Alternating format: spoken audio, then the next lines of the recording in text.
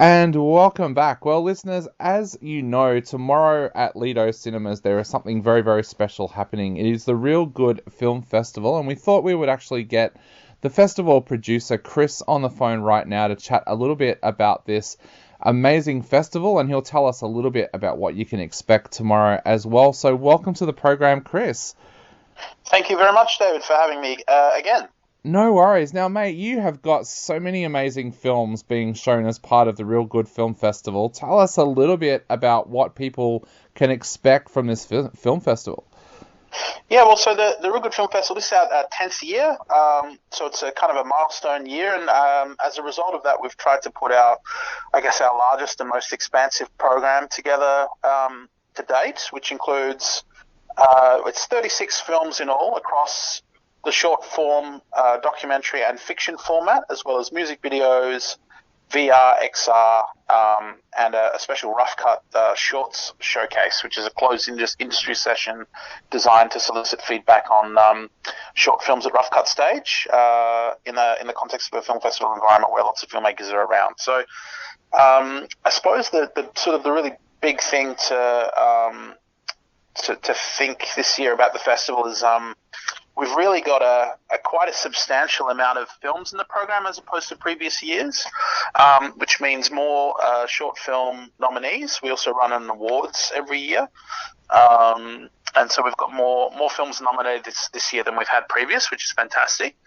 And the program's pretty well evenly split between short dramas, films like 14 in February, Victoria Singh Thompson's really beautiful, devastating coming-of-age school drama, which was made a couple of years ago and premiered at Sydney. That's a really beautiful film that's up for a short film. A film like Girl and Body, which is Charlotte Mars and Ella Millard's really extraordinary film that was at the Berlin Film Festival in 2020, a really accomplished, evocative drama about a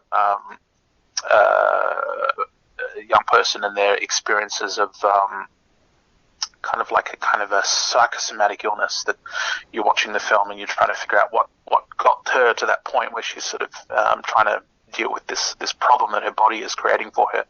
There's kind of a real focus on themes of like the body in this year's festival, strangely enough, across both fiction and documentary. Yep. As well as kind of liminal states and inner experiences. And I think that's sort of more broadly reflective of, I don't know if I can make a big statement like this is what filmmakers in Australia tend to be thinking more about now, but it does feel like there's been a move kind of more inward, to explore kind of the effects of various states of like capitalism on the psyches of particularly of young people. And as well as trying to find ways of putting that into a kind of a broader social history. So one of the absolute standouts in the program this year is probably a film that wouldn't be a surprise to your listeners. It's a film called Morunka Chala Juno, aka Dipped in Black, by Derek Lynch and Matthew Thorne. And it's a film that emerged out of a really extraordinary, very close collaboration between Derek and Matthew. Derek's an elder, Indigenous elder in South Australia, and Matthew and Derek have been working on this film, or working on the film for about 5 years. Yep. It grew out of Derek's experiences, basically as someone caught between two worlds. And the film sort of tracks his move back from the city, in that case Adelaide City, where Derek resides, back to community up in the sort of the Gubapiti and Damuka area where his sort of communities are from. And so the film is kind of a return home or a calling home in some ways, but it's also an inward journey as Derek maps the places and the people and the memories that he has of those spaces. It's an extraordinary film with a level of craft and I suppose a kind of incandescent quality that reminds one of Terrence Malick, of course, but which is its own totally unique and individual thing, because the film is very much Derek's story. Yeah. And that for me is one of the great Australian films period of the last few years. So we're really, really glad to be able to screen that and to have Matthew come to the festival and present a Q&A with us around the film. That promises to be a really fascinating conversation. Definitely. There's a lot of films this year that will stop and make audiences stop and think as well. There's Tadpoles, of course, which explores grief, but I wanted to talk to you about one of the VR experience as well, The Waiting Room. Of course, Rolf de Heer has teamed up with Molly Reynolds for that one. Tell us a little bit about that, because that has a very, very deep theme as well. Yeah, so Rolf and Molly, I've known Rolf and Molly a little while. Obviously, two of the sort of the preeminent kind of working filmmakers in the country at the moment. So have been for quite some time. So it's really a pleasure to be able to showcase The Waiting Room. So The Waiting Room was originally commissioned for the Samstag Museum a few years ago, where it sort of took a different form to the VR work that we're presenting at the festival. The work is kind of a speculative imaginary around the relationship between humans and ecosystems, and it's sort of represented. The work is kind of a series of static tableau of various landscapes with this kind of spirit figure or symbolic being, non-human figure that's sort of in this space with us, traversing the landscape, or in some cases static. And the work is kind of really meditating on these ideas of the relationship between kind of accumulation and pollution and land, and also very much thinking through some of these questions around sovereignty, and the question of where the voice, the spirit of the land comes from, and how that gets imposed and corrupted and twisted by kind of human intervention, and what we choose to make of that. It's a very open-ended work because it's not got dialogue in it. It's quite reflective and reflexive in that respect. So it'd be interesting to see how the audience responds to it. It does make a lot of sense in context with Rolf and Molly's work, because obviously they've done a lot of work in and with Indigenous communities, particularly up in Arnhem Land, but also elsewhere. And so that the meditations on place and landscape have a deeply embedded, intertwined sense of those relationships that they've brought to the work prior to making The Waiting Room as well. So, it's fascinating. It's very beautiful too. It's beautifully shot. The other VR experience that looks absolutely fascinating as well is Exquisite Corpse, which has a number of different filmmakers involved, including Natasha Pincus, Emil Corton-Wilson, Sean Gladwell. Tell us a little bit about that one, because that one sounds fascinating as well. Yeah, well, I'm lucky enough to have Amiel is a good friend and a close collaborator for many years. So I actually worked on one small part of that omnibus project, which was Amiel's section, though I didn't do very much. I think I just rounded up a couple of kids for the scene that we shot. But the work it sort of emerges out of that old notion of the Exquisite Corpse parlor game, which is that everyone works on their own piece of something individually, and right at the end, it's usually themed around something, or sometimes can be completely random. In this case, it was an idea that Leo Faber, the producer, and Sean Gladwell, the artist, sort of came up with as a way of sort of bringing together a group of existing Australian artists under the Bad Faith VR Collective. It was the first sort of VR, and I think maybe the only VR project they've made collectively, kind of as a sort of a grand experiment in somewhat perverse collaboration, which is that each artist was given or self-appointed a particular part of the human body. So in this configuration of the Exquisite Corpse, they're also using the idea of the body as the primary site for exploration. So Amiel had hands. I think Tony Albert had head. It's hands, head, neck, pelvis. I can't remember. There's about 6 of them.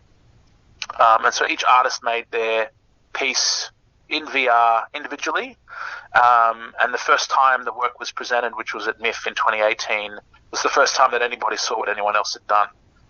So there's even a section in the work that's upside down, it's somewhat deliberately upside down, because oftentimes in those original Exquisite Corpse parlor games, you'd have someone drawing something, and then you put it all together, and someone's putting their drawing upside down. So, it's kind of it's a radical experiment in in a kind of autonomous collaboration, I suppose, and fascinating in the way that it talks about the relationship between the human body, which is very corporeal, and this notion of kind of the ephemerality or the kind of the digitization of collaboration. It's kind of really has to think about collaboration as a kind of a series of interlocking, remotely generated nodes. It seems to be the way that things are moving with the, remote collaboration, AI-based art, and things like that. And so, in a sense, the work is a little ahead of its time because it was never sort of intended to make any kind of grand statement, but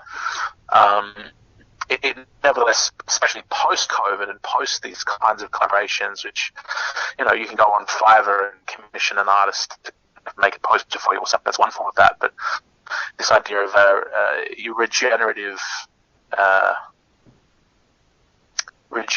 or remote collaboration across different sites with no clear aim in mind other than the core subject is kind of essentially what the work's exploring. And it's, Definitely. I don't know if that makes any sense. It does. Yeah, Chris, there's so much going on with the festival. Is there anything else that you think that our listeners should know about at this year's festival? Yeah, so one of the really interesting things, we're also sort of doing a series of retrospectives this year as part of Real Good. We're doing a showcase on the work of Swag Films, which is a production company of Lucy Knox and Bill Blakely, who've been making films together for about 12 years, I think. So this is a session really spotlighting their works across both short films, short documentary, music videos. And they're notable for being amongst the real leaders in 16mm film practice in Australia. They've sort of inspired a whole generation of younger filmmakers coming up under them or through them, because a lot of people have worked with Bill and Lucy to sort of take up the mantle of 16mm film production. So I think all the films we're screening, they're not on 16mm, but they were shot on 16mm. Yeah. All bar one, I think. So Bill and Lucy will be on hand, which is great, and we'll have a chat with them. Definitely come down and check out that session. And the other major retrospective we're doing is 5 projects by Isabel Knowles and Van Sauerwine, who are really extraordinary Australian stop-motion animators, VR, and immersive media artists. So we've got a retrospective session of their short films made up through to about 2010.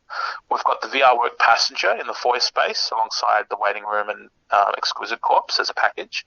And then we have their work Night Creatures, which was originally commissioned for MIF in, I think it was 2020 or 21. And that's an augmented reality work. It's a series of cut-out bats that are scattered throughout the Lido space and sort of functions as a bit like an audience design mechanism where people can sort of navigate the space trying to find these bats. And on each of the bats there's a QR code, and it links to the augmented reality work on people's phones. And basically the work is a series of bat characters waiting in foyers or in queues and lines to get into a cinema. So it's really about the movie viewing experience and the connection between the movie viewing experience and kind of waiting or being outside the cinema and having a conversation. So for us, it's a great way of sparking a greater level of engagement whilst people are kind of navigating the different facets of the festival, because obviously the festival's spread out over the whole Lido complex from 10 a.m. to 8 p.m. And really is something that is pretty sort of terrifically interactive experience, all the way from the cinema to the sort of the Q&A space, which is downstairs in the jazz room, or to the rooftop upstairs, or even to to the foyer where the VR experiences are being held. It's really sort of designed to kind of encourage people to move through the space as they would at a music festival, rather than in a traditional sort of film festival context where you're sitting down and watching, a short film session that runs 90 minutes to 2 hours. That's a bit too much, we feel. So we try and break the sessions down to about 25 to 35 minutes and screen 2 or 3 short films at once. And then there's a break and you leave the cinema and you go into another session, or you might go up to the rooftop and get a drink, or you might go and see a talk. And so it's kind of a little bit more, more interactive than your usual short film festival. Definitely. And for all the listeners out there, if you do want to head along and check out the Real Good Film Fest tomorrow, you can go and grab tickets from rgff.com.au, and we'll put a link up on our website as well. So just check out subcultureentertainment.com. Chris, to finish off, what would you like to say to people who are thinking about heading along to the festival tomorrow? I think we're close to sold out actually at this point. I would definitely encourage you, if you want to come, is register on our website, and any last release tickets will be sent through. But it's really important that anyone who wants to listen, anyone who is listening and wants to come, register on the website for a ticket. Definitely. Well, Chris, thank you so much for taking the time to chat to us today. It's been an absolute honour having you on the show, and we can't wait to see what you do next, because some of your projects have been just absolutely amazing. So I can't wait to see what you do next.